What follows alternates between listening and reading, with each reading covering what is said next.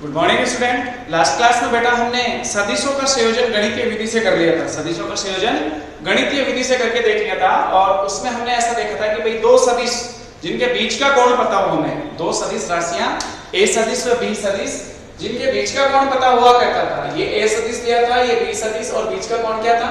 Theta. तो इन दोनों का परिणामी सदिश हमेशा ये विकिरण के अनुदिश होता था r सदिश, जिसका परिमाण जो है वो होता था under root of a square plus b square plus twice ab cos theta, twice ab cos theta. ये परिमाण हुआ करता था। अब उसके बाद हम इस परिणामी की दिशा ज्ञात करते थे अल्फा और बीटा एंगल से, अल्फा और बीटा एंगल से, कि मान लो a सदिश से अल्फा एंगल पे और b सदिश से बीटा एंगल पे। तो हमने एक सूत्र फाइंड आउट किया था, a upon sin beta equals to b upon sin alpha equals to r upon sin theta. ये फॉर्मूला हमने डिराइव किया था, a upon sin beta equals to b upon sin alpha equals to r upon sin theta.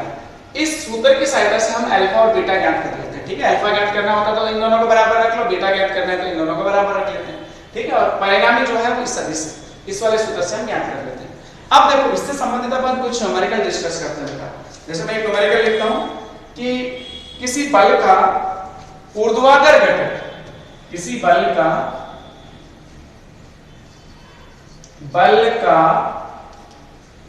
ऊर्ध्वाधर घटक, ऊर्ध्वाधर घटक 200 Newton है। कितना है बेटा? 200 न्यूटन। किसी बल का ऊर्ध्वाधर घटक मतलब किसी वस्तु पे कोई बल लग रहा है जिसका ऊर्ध्वाधर घटक 200 न्यूटन है, तथा परिणामी बल क्षैतिज घटक से 30 डिग्री कोण पर है।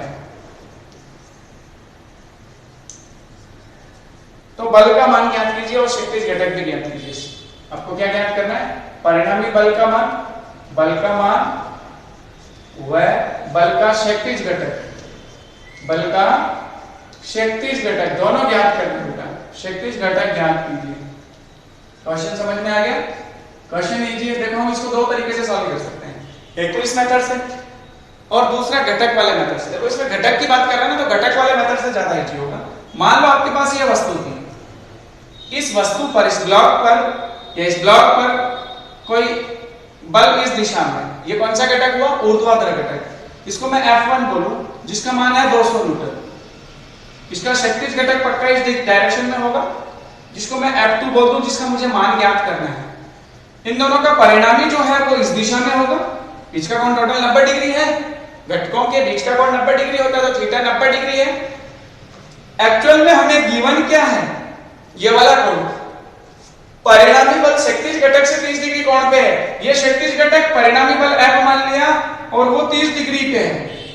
वो कितने डिग्री पे है? 30 डिग्री पे। तो परिणामी बल 30 डिग्री पे है। अब मैं इसको दो तरीके से सॉल्व कर सकता हूं। पहला तरीका, तो मैं इस F के घटक की बात करूं, क्षैतिज घटक F2 है, ऊर्ध्वाधर घटक F1 है। तो F का क्षैतिज घटक F2 का मान कितना होगा? F2 बराबर क्षैतिज थीटा के साथ वाला घटक, थीटा के साथ वाला हमेशा cos, तो हम लिखेंगे इसको F cos 30 degree, F cos 30 degree. समीकरण संख्या 1। ऐसे अगर हम इस घटक की बात करें तो ये ऊर्ध्वाधर घटक, थीटा के ऑपोजिट वाला घटक, थीटा के दूसरा विपरीत घटक जो है उसको हम लिखेंगे F1 दिया हुआ है, जिसका मान हो गया F sin 30, F sin 30। समीकरण संख्या 2। अब ध्यान से देखो, आपको F1 का मान दिया हुआ है 200 न्यूटन, sin 30 का मान आप जानते हैं, तो इस समीकरण से डायरेक्ट F ज्ञात हो गया, परिणामी बल मान का मान ज्ञात हो गया। तो ध्यान से देखो F का मान है 200 न्यूटन, F1 का मान है 200 न्यूटन, F मुझे ज्ञात करना है sin 30 1/2। तो F कितना हो गया? वजन गुणा कर लो 400 न्यूटन। F का मान कितना आ गया बेटा? 400 न्यूटन। मतलब इस ब्लॉक पर परिणामी बल का मान आया 400 न्यूटन। कितना न्यूटन आ गया बेटा? 400 न्यूटन। समझ में आ गया? अब आपको F पता चल गया, F को ज्ञात करना है, तो समीकरण 1 से है, समीकरण 1 से F2 बराबर F का मान 400 न्यूटन गुणा cos 30 का मान अंडर रूट 3/2, 200 400 से 2 कट जाएगा, उत्तर आया 200 अंडर रूट 3 न्यूटन। ये F2 का मान है। ये आपके F2 का मान आ गया 200 अंडर रूट 3 न्यूटन और F का मान आ गया 400 न्यूटन, जो हमें ज्ञात करना है। एक तरीका तो आपने डायरेक्ट घटक वाले कॉन्सेप्ट से निकाल दिया। अब दूसरा तरीका देखो बेटा, इस वाले कॉन्सेप्ट से अगर हम देखें, अगर मुझे A और B पता चल जाए, मुझे A और B अगर मैं इससे तुलना करूं तो A और B मेरे पास F1 F2 है और इन दोनों का परिणामी F पूछा है, तो मुझे एक बल तो पता है, F1 तो पता है, जैसे मैं इसको B मान लूं, इसको A मान लूं, F2 ज्ञात करना होगा पहले, और F2 ज्ञात करने के लिए आप डायरेक्ट ये वाला फॉर्मूला यूज करो, ध्यान से देख बेटा, या फिर ये वाला फॉर्मूला यूज करो, जो भी आपको सही लगे वो फॉर्मूला यूज करो। आपको ध्यान से देखना होगा, इसको हम अल्फा बोलते थे, इसको हम बीटा मान लेते हैं, ये B सदिश और ये A सदिश, तो अगर तुलना करें तो F2 आपका A है, F2 आपका क्या है A, F1 आपका B, ये आपका अल्फा और ये आपका बीटा। तो ध्यान से देखो, एक्चुअल में मुझे इस वाले कॉन्सेप्ट में परिणामी ज्ञात हो जाएगा। B मतलब आपका F1 200 न्यूटन है, 200 साइन अल्फा साइन 30 डिग्री बराबर R, परिणामी मुझे ज्ञात करना है F साइन थीटा 90 डिग्री, मान रख लो 200 बटा साइन 30 का मान 1/2 बराबर F बटा 1। हल करने से F का मान कितना आ गया बेटा 400 न्यूटन। देखो पहले भी 400 न्यूटन ही आया था, डायरेक्ट जब हम घटक वाले मेथड से कर रहे थे तब भी 400 न्यूटन आया और अब भी 400 न्यूटन आया। आपका उत्तर कितना आया बेटा 400 न्यूटन परिणामी बल। कैसे किया आपने, तुलना करके, भैया F2 आपका A सदिश मान लिया, F1 आपका B सदिश हो गया, ये अल्फा ये बीटा, तो लास्ट क्लास में जो डेरिवेशन किया था उसका परिणामी बल R सदिश, तो उससे हमने ये संबंध निकाला था। इस संबंध में हमें ये पता चल गया B क्या है, अल्फा क्या है, ठीक है, R क्या है, थीटा क्या है, मान रख दिया आपका F आ गया। अब आपको F2 ज्ञात करना है, मतलब A ज्ञात करना है, तो आप क्या करोगे, डायरेक्ट या तो इस मेथड में फॉर्मूला यूज कर लो या फिर इसको इसके बराबर रख लो। जैसे A की जगह आपका हो गया F2, A की जगह क्या हो गया आपका F2, जो मुझे ज्ञात करना है। साइन बीटा, ये वाला कोण कितना होगा, ये 30 डिग्री है तो ये 60 डिग्री होगा क्या, साइन 60 बराबर R upon sine theta. R का मान आपके पास आ गया 400 और साइन थीटा साइन 90। क्या इसको हल करके आप F2 का मान ज्ञात कर लोगे, यही आएगा साइन 60 का मान अंडर रूट 3/2, तो F2 बटा रूट 3/2 बराबर 400 बटा साइन 91। ये दो ऊपर जाएगा, इसको हल करोगे वजन गुणा कर लो, तो F2 बराबर आ गया 400 रूट 3/2, मतलब 200 रूट 3 न्यूटन। ये आपका परिणामी बल आ गया बेटा, ये आपका क्या आ गया परिणाम, F2 का मान आ गया, ठीक है ना, जिसको आप A सदिश मानते थे। तो आप तुलना करके इस फॉर्मूले से भी सॉल्व कर सकते हैं इस क्वेश्चन को, और डायरेक्ट घटक वाले से। घटक वाला ज्यादा आसान है, उसमें ज्यादा कुछ करना ही नहीं पड़ा, जल्दी से सॉल्व हो गया। इसमें तो फिर भी आपको ये फॉर्मूला दिमाग में रखना था, ये फॉर्मूला भी हम काम में ले सकते, तो आपने इसी फॉर्मूले से F और F2 की वैल्यू ज्ञात कर ली, ठीक है। तो घटक वाले मेथड से हम ज्यादा इजीली सॉल्व कर लेते हैं। चलो इस टाइप का क्वेश्चन और करते हैं, ये समझ में आ गया होगा बेटा आपको, इजी था। चलो इसी टाइप का दूसरा क्वेश्चन सॉल्व करते हैं, उसको हम देखते हैं, ठीक है। तो आप चाहे तो घटक वाले मेथड से सॉल्व कर सकते हो, और चाहे तो हम जो ये कॉम्बिनेशन या ये जो हमने पढ़ा था लास्ट क्लास में सदिशों का संयोजन, ठीक है ना, गणितीय विधि से, इस विधि से भी हम आपका अपना न्यूमेरिकल सॉल्व कर सकते हैं। चलो नेक्स्ट क्वेश्चन देखो, वेग के दो घटकों में से एक घटक दिया हुआ है। क्वेश्चन देखो ध्यान से सुनो, किसी वस्तु के वेग की बात करें, वेग के दो घटक वही शक्ति से ऊर्ध्वाधर घटक, वेग के दो घटकों में से एक घटक का मान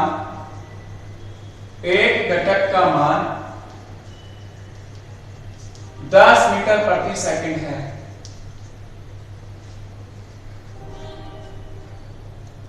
और ये जो घटक है या इसका जो परिणामी वेग है तथा परिणामी वेग इस घटक से 60 डिग्री कोण पर है। परिणामी वेग इस घटक से 60 डिग्री कोण पर है, तो वेग का दूसरा घटक ज्ञात कीजिए। वेग का दूसरा घटक ज्ञात कीजिए। घटक ज्ञात कीजिए।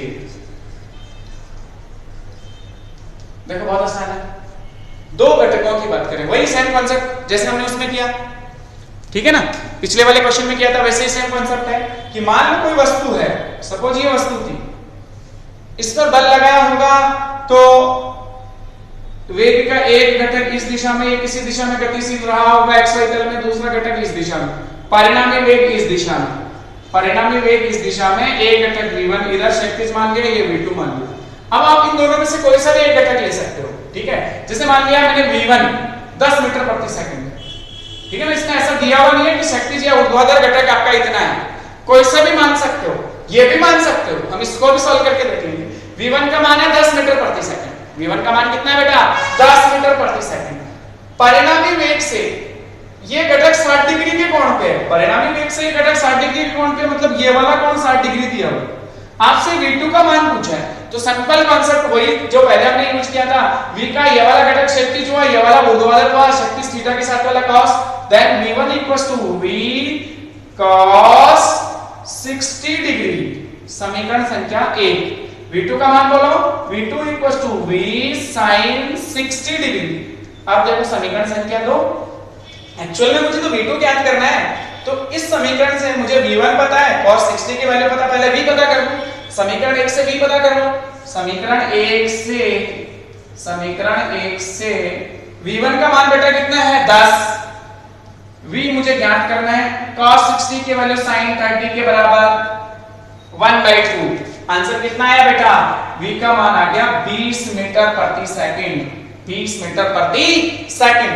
अब ये v का मान आप इस समीकरण में रख लो, समीकरण 2 से v2 का मान आ गया आपका v 20 इंटू sin 60 √3/2, आंसर आया 10√3 मीटर प्रति सेकंड। सेम उसी कॉन्सेप्ट पे था, उसमें ये दिया हुआ था शक्तिज ऊर्ध्वाधर घटक कि भाई शक्तिज घटक इतना था, ऊर्ध्वाधर घटक ये था, इसमें ऐसा बोल दिया सिंपल कि वेग के दो घटकों में से एक घटक इतना है और परिणामी वेग इस घटक से कितने 60 डिग्री कोण पे, तो दूसरा घटक ज्ञात करो, ठीक है ना। क्वेश्चन को थोड़ा सा घुमाया है वैसा का वैसे। अब ऐसा जरूरी नहीं है कि मैं इसी को 10 मीटर प्रति सेकंड मानूं, मैं इसको भी मान सकता हूं, मैं ये वाला घटक भी 10 मीटर प्रति सेकंड ले सकता था, तो आपको फिर ये घटक ज्ञात करना होगा, ठीक है। तो ये वाला घटक आपका आंसर कुछ इस टाइप का आ जाता है, आप कोई सा भी घटक मान के हल कर सकते हो, ठीक है ना, आपकी मर्जी है। चलो अब नेक्स्ट क्वेश्चन देखते हैं। ये आपका क्वेश्चन नंबर 2 सॉल्व हो गया, इजी था, ठीक है। तो अगला क्वेश्चन देखो, ये दो क्वेश्चन अपन ने घटक से संबंधित हल कर लिए बेटा, ये दो क्वेश्चन अपने कौन से हो गए, घटक वाले। अब आगे हम देखते हैं और कॉन्सेप्ट वाले कुछ क्वेश्चन। दो बल xy तल में किसी बिंदु पर कार्यरत हैं। क्वेश्चन देखो, दो बल, पहले का परिमाण या पहले का सदिश रूप दिया हुआ है F1 सदिश बराबर 2i cap minus 3j cap Newton तथा F2 सदिश बराबर minus i cap plus 3j cap Newton xy तल में किसी बिंदु पर कार्यरत है। xy तल में किसी बिंदु पर कार्यरत है, एक साथ लग रहे हैं। कैलकुलेट रिजल्टेंट फोर्स, परिणामी बल ज्ञात कीजिए, परिणामी बल ज्ञात करना है, परिणामी बल ज्ञात कीजिए। देखो बहुत इजी सा क्वेश्चन है। xy तल में किसी बिंदु पर या किसी कण पर दो बल एक साथ कार्यरत है। मान लो ये xy तल, ये कोई बिंदु था या ये कोई कण था जिस पर दो बल, मैं बोलूं एक बल इस दिशा से लग रहा है F1 सदिश, मान लो दूसरा बल इस दिशा से लग रहा है F2 सदिश, और इसका परिणामी बल पूछा है, ठीक है। तो वो परिणामी जो है वो F सदिश होगा, वो किसी भी दिशा में हो सकता है। इसमें वेक्टर सम वाला या जो परिणामी वैसे निकालते थे ना, वो वाला कांसेप्ट जरूरी नहीं है। मान लो कि ये दोनों बल इस तरह से लग रहे थे और ये कण इस दिशा में गया, किसी भी दिशा में जा सकता है, मान लो इस दिशा में गया, परिणामी बल F इस दिशा में है, तो F सदिश कितना होगा, सदिश जोड़, बल सदिश राशि है ना, तो F1 सदिश प्लस F2 सदिश, F1 सदिश प्लस F2 सदिश, बल सदिश राशि है, तो आप इसको जोड़ोगे सदिश जोड़ के रूप में। आप कैसे लिखोगे, सदिश जोड़ के रूप में, ठीक है ना। और आपको F1 F2 सदिश के रूप में ही तो दिए हुए हैं घटक के रूप में, सदिश के घटक ही है। F1 F2 क्या है? सदिश रूप ही तो है। तो जब सदिश रूप डायरेक्ट दिया हुआ तो डायरेक्ट जोड़ो। तो F सदिश बराबर F1 सदिश का मान है 2i cap minus 3j cap plus F2 सदिश का मान है minus i cap plus 3j cap. अब इनको जोड़ना है। और मैंने एक बात सिखाई थी कि जब दो बल घटक या दो सदिश राशियां घटक के रूप में हो, उनको जोड़ना हो या घटाना हो, तो i में i का घटक जुड़ेगा घटेगा, j में j का घटक जुड़ेगा घटेगा और k में k का घटक जुड़ेगा घटेगा। तो जब आप इन दोनों को जोड़ो तो i का घटक यहाँ पे 2 है, i का घटक यहाँ पे -1 है। तो इन दोनों को जब जोड़ेंगे तो उत्तर क्या आएगा? 2 - 1 × i कैप प्लस यहाँ पे j का घटक -3 है और यहाँ पे j का घटक +3 है इंटू j कैप। इसको हल कर लो। 2 - 1 1 होता है, 1 × i कैप ही लिखूंगा प्लस -3 + 3 0 हो गया, 0 j कैप। ये आपका आंसर हुआ। ये आपका क्या हुआ बेटा? आंसर। तो जब भी आपको कोई सदिश राशियां, चाहे बल हो, चाहे वेग हो, चाहे विस्थापन हो, कुछ भी हो, घटक के रूप में दी हो और परिणामी पूछे तो इसका मतलब उनका सीधा जोड़ करना है। i में i का घटक जोड़ना है, j में j का घटक जोड़ना है और k में k का घटक जोड़ना है। चलो हम एक क्वेश्चन और देखते हैं बेटा।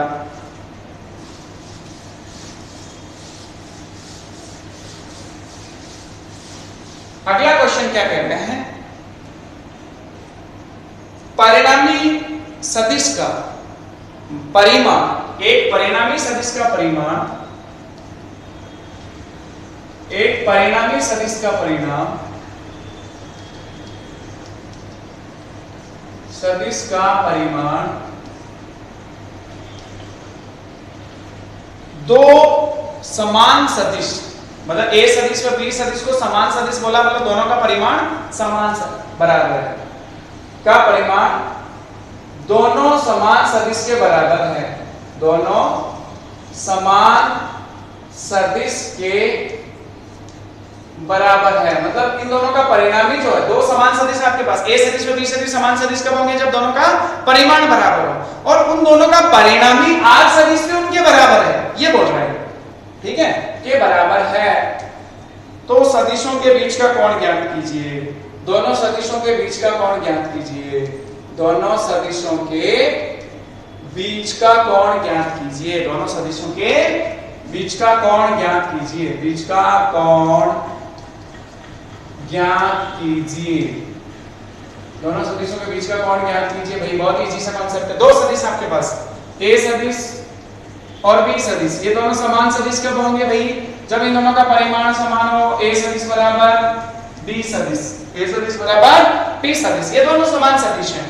इन दोनों का परिणामी सदिश r सदिश, इनका बीच का कोण थीटा मान लेते हैं, r सदिश का परिमाण, इन दोनों के परिणामी सदिश r सदिश का परिमाण भी इनके बराबर है। एक परिणामी सदिश का परिमाण, r सदिश का परिमाण दोनों समान सदिश के बराबर है, a सदिश और b सदिश के परिमाण के बराबर है, मतलब r सदिश भी इसके बराबर हुआ, r सदिश का परिमाण भी a सदिश और b सदिश के बराबर हुआ। तो अब आपको इन दोनों के बीच का कोण, मतलब आपको थीटा ज्ञात करना है। आपको क्या ज्ञात करना है बेटा? थीटा। तो आपने r सदिश के परिमाण का सूत्र लिखा था, r बराबर √a² + b² + 2ab cos theta, यही सूत्र था। इसमें ध्यान से देखो बेटा, r a और b के मान समान है, तो या तो a और b को r मान लो या r b को a मान लो, ठीक है ना, a के रूप में। तो मैंने r और a और b को भी r मान लिया, स्क्वायर कर लिया दोनों तरफ, r² बराबर r² + r², समझ में आया क्यों माना? क्योंकि बराबर है मान, plus 2 r × r r² cos theta, r² + r² 2r² हो गया, 2r² को पक्षांतर करके इधर ले आओ तो कितना बच गया? या ऐसे लिख लो, r² बराबर 2r² + 2r² cos थीटा, इसमें से 2r² कॉमन ले लो, अंदर क्या बचा? 1 + cos थीटा बराबर r², r² से r² कट गया, 2 को अपॉन में लाओ, 1/2 = 1 + cos थीटा। अब क्या करोगे आप? 1 को भी इधर लाओगे, 1/2 - 1 माइनस का 1/2, मतलब आपके पास क्या रिलेशन आया? cos थीटा बराबर माइनस का 1/2। तो थीटा कितना होना चाहिए कि यहाँ पे वैल्यू -1/2 है। अब मैंने आपको एक दिन क्लास में ASTC सिखाया था, क्या सिखाया था बेटा? ASTC, ASTC, ये जो प्रथम चतुर्थांश में है उसमें 0 से 90 के बीच सारे त्रिकोणमितीय फलनों के मान धनात्मक होते हैं। अपना मान माइनस में है ना, cos थीटा का मान माइनस में है, वो कौन से चतुर्थांश में हो सकता है, इस वाले में या फिर इस वाले में। तो थीटा का मान या तो इस चतुर्थांश में 90 से 180 के बीच होगा या 180 से 270 के बीच होगा। ठीक है, तो हम एक मान याद कर लेते हैं हमारा क्वेश्चन। तो ध्यान से देखो, अगर मैं सेकंड चतुर्थांश में देखूं तो 90 से प्लस में करूं तो मैं cos थीटा को लिख सकता हूं cos 90 plus 30 degree. cos 90 plus 30, cos 90 plus 30 का मतलब हुआ सेकंड क्वाड्रेंट। cos 90 प्लस 30 जो है वो सेकंड क्वाड्रेंट में आ गया। और cos 90 प्लस माइनस पे cos क्या बन जाता है, sin। 90 प्लस पे cos क्या है, नेगेटिव भी है, इसको लिखेंगे माइनस sin 30। माइनस का sin 30 बराबर माइनस का 1/2। sin 30 की वैल्यू 1/2 तो माइनस का 1/2 बराबर माइनस का 1/2। इसका मतलब थीटा कितना हुआ आपका, ये वाला 90 प्लस 30। 90 प्लस 30 मतलब थीटा की वैल्यू कितनी आई, 120 डिग्री। तो ये जो कोण है अपना वो 120 डिग्री है, मतलब ये कोण 120 डिग्री होगा। जब थीटा 120 डिग्री होगा उसी स्थिति में cos थीटा ऋणात्मक होगा। 90 डिग्री से ऊपर होगा तभी cos ऋणात्मक होता है। इस तरह से हमने थीटा का मान ज्ञात कर दिया। इजी था कॉन्सेप्ट बेटा, बहुत आसान था। हमने 4 नंबर की क्लास डिस्कस करी। नेक्स्ट क्लास में हम सदिशों का वियोजन पढ़ेंगे बेटा। Thank you.